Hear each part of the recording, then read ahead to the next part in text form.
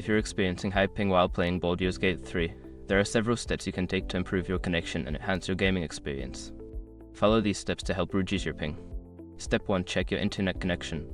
Make sure your internet connection is stable and fast enough for online gaming. Use a speed test to check your download and upload speeds. If your speeds are low, consider upgrading your internet plan or switching providers. Step 2. Use a wired connection. If you're currently using Wi-Fi, switch to a wired Ethernet connection. This can significantly reduce latency and provide a more stable connection, which is crucial for online gaming. Step 3. Close background applications.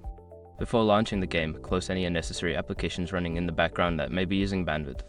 This includes streaming services, downloads, and other online applications that could affect your connection. Step 4. Change server region. In the game settings, check if you can change the server region.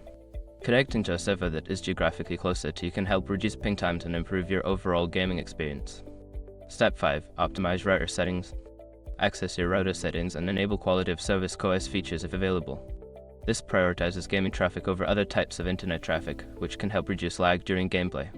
By following these steps, you should see an improvement in your ping while playing Baldur's Gate 3. Enjoy your gaming experience.